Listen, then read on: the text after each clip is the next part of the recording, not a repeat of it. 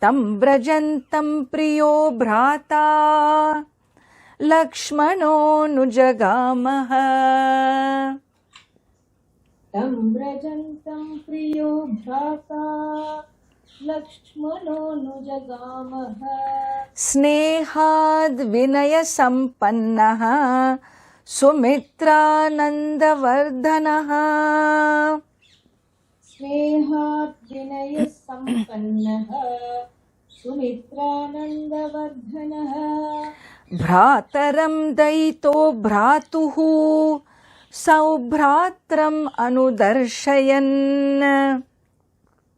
Bhataram daito bhatuhu Saubhratram anudarshayan. Ramasya daita bharya Nityam pranasamahita. Ramasya daita bharya Nityam pranasamahita. And so here, tam vrajantam priyo bhrata. So he says, so the brother bhrata, which bhrata? Lakshmanaha. Who was he? Vinaya sampannaha. He was humble. He was loving. Sumitra Nandavardhanaha, the child of Sumitra, and Snehad, out of love for his brother. Saubhratram. Saubhratram means, one who was his brother, is seeing his brother in this situation, leaving, tam vrajantam bhrataram anujagama. He went with his brother, made his decision and went with his brother. And not only that, Ramasya daita bharya. Not only that, Rama's own wife, who was born Janakasya kule jata, who was born in the family of Janaka, Deva Maya iva nirmita. She was looked upon as a goddess herself, and Daita, the wife of Sri Rama, Nityam Prana Samahita. She was the breath of Rama. Prana Sama, equal to the breath, means inseparable from Rama. Sarva Lakshana Sampanna.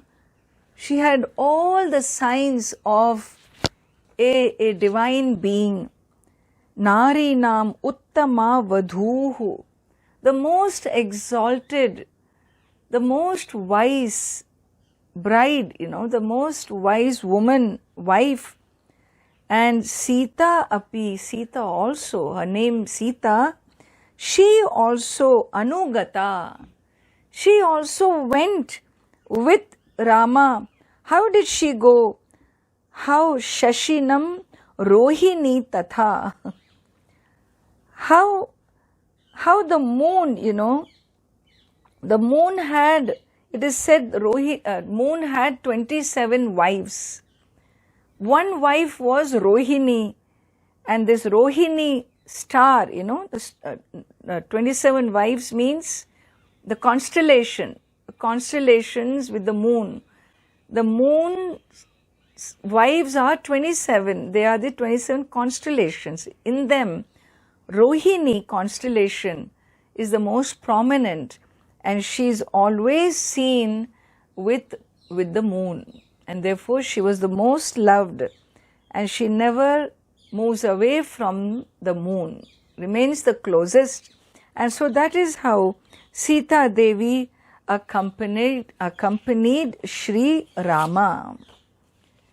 And so, having said this, well, the question is, did they just get up and go? No. They didn't just get up and go. So here he says, Sita Pyanugata Ramam Shashinam Rohini Yatha. सीताप्यनुगता रामं शशिनं रोहिणीयता पौरैरनुगतो दूरं पित्रा दशरथेन च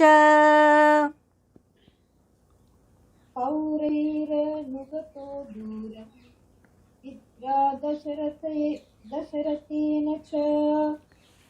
So first thing they do is, this concluding portion is very moving.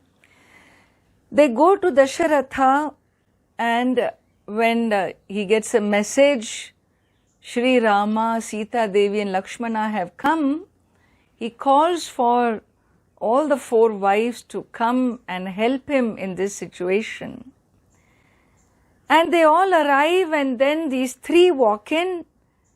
Dasharatha runs to meet his son, but he cannot even make it because he collapses in grief. He is taken to the couch, and Dasharatha tries to explain, laying there, that this whole thing was fraud. The whole thing was, he was trapped into this, that this should not happen. You must never go with fraud. A statement, please don't go. I'm giving you a good idea. Listen to me quietly. You chain me down, capture me as your prisoner, and you take over the throne. Just do it right now. And Rama says, Father, I'm not interested in the Rajyam, in the kingdom. I'm interested in honoring the word given. Kaikeyi has clearly told Vanam Gacha, go to the forest, and today, and therefore I will go. And with me, Lakshmana and Sita Devi are also wanting to come with me, and so we go. And hearing this, Sumantra, the charioteer, is so furious. Everyone has been begging Kaikeyi. Dasharatha is totally collapsed. He has no courage with Kaikeyi anymore. And so Sumantra makes it a point. He reminds Kaikeyi, look Kaikeyi, your mother. Look at this. Your mother did this kind of a nasty behavior with your father also. So there is a story that goes where this father, Kaikeyi's father, had received a big boon from a great sage.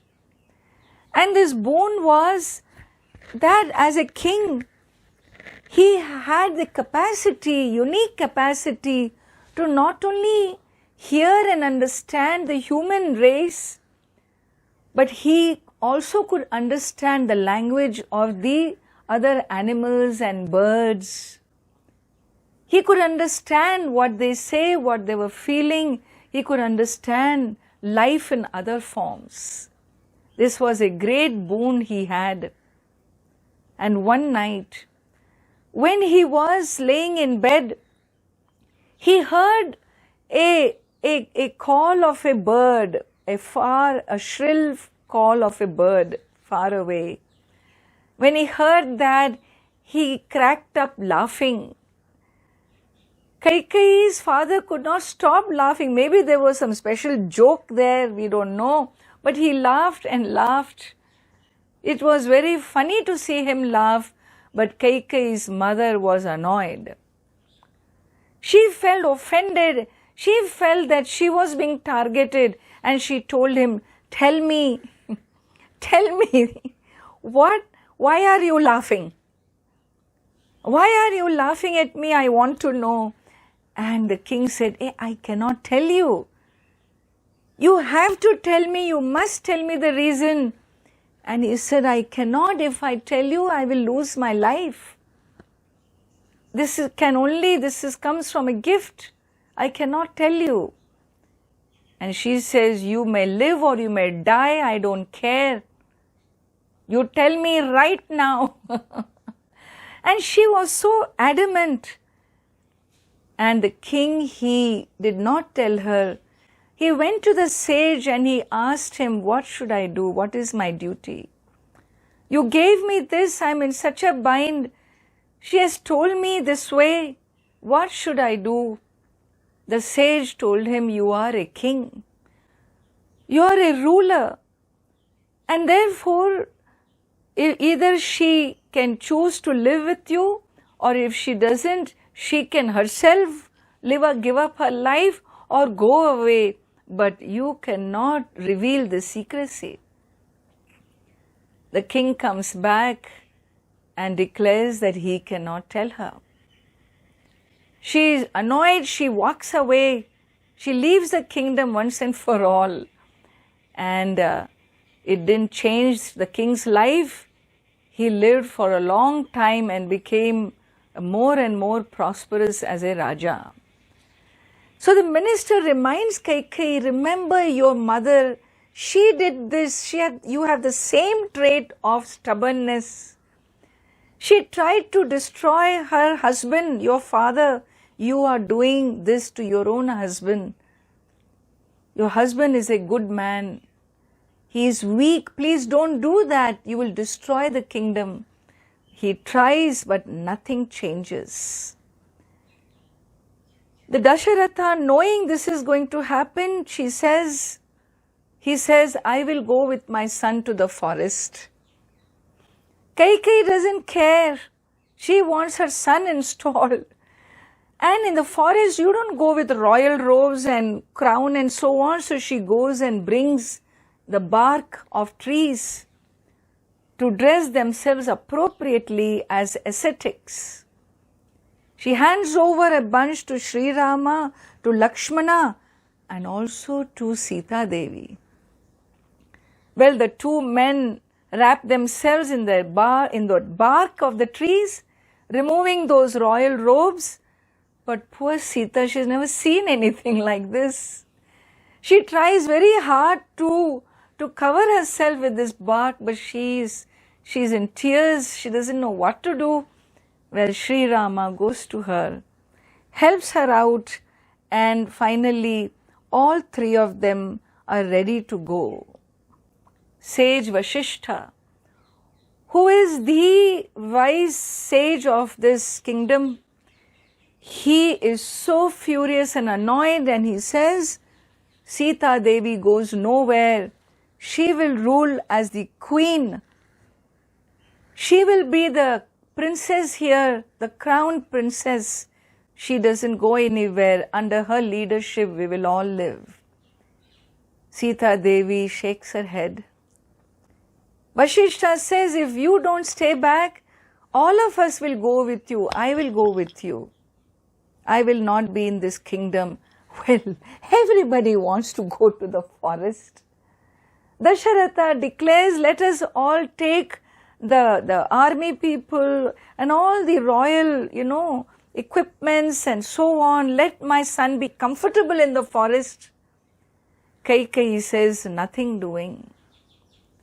Nothing doing. My son is not going to live in an abandoned, barren Ayodhya. He goes alone.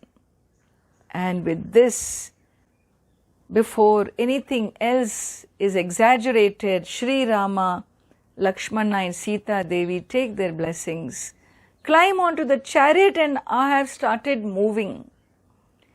As they are moving, the crowds come crying, wailing, holding the chariot back. Nobody wants them to go. And in this process, Dasharatha, who's behind, he tries to come down. People say, wait, Tishtha, wait. Sri Rama tells the charioteer, go, yahi, go, move. Shigram yahi, move fast. And they try to stop him. And when Rama looks back, his own father and mother are running behind the chariot. Kausalya and Dasharatha, seeing them in this manner, and Raja cries, stop, Tishtha. Sri Rama tells Sumantra, go faster. This two instructions from father and son is very confusing. He is confused. So he says, Sumantrasya babhuvatma chakrayehe chakrayoriva chantara. He is confused. Who should I listen? Should I listen to the king and stop? Or should I listen to the son and go faster? Sri Rama, knowing Sumantra's confusion, tells him, hey, listen to me. Of course. Listen to me, and after dropping me, when you come back and the king asks you, you disobeyed my orders, if he declares, and therefore if he is going to behead you, he may get annoyed. If he questions you that you did not listen to him, you know what you should say? You should say, na ashrausham. You tell him, I did not hear. Na ashrausham iti rajanam upalabdhopi vakshyasi. Now you know what is a dharma purusha? A man of righteousness teaching his charioteer to tell a lie. Think about this. I will deal with this in the next session. He teaches him to tell a lie. How can Sri Rama tells him to tell a lie? To declare that I did not hear anything. Well, Sri Rama has an answer for that. When can you tell a lie in life and when you cannot? You understand another secret of what is lie and what is truth in this section. Oh well, think about it. We will address this later. But all are miserable. All are weeping. The chariot has moved on. The Ayodhya, citizens of Ayodhya and thousands and lakhs are moving with the chariot. All are weeping, crying. Sri Rama can take it no longer. He also gets down from the chariot and starts walking with them. He doesn't stop walking, and they walk, and by the end of the day, they reach the bank of Tamasa river. They halt there for the night. All of them halt there for the night. All have decided to enter the forest with him. So Sri Rama picks up a strategy. How is he going to escape thousands of people walking with him to enter the forest?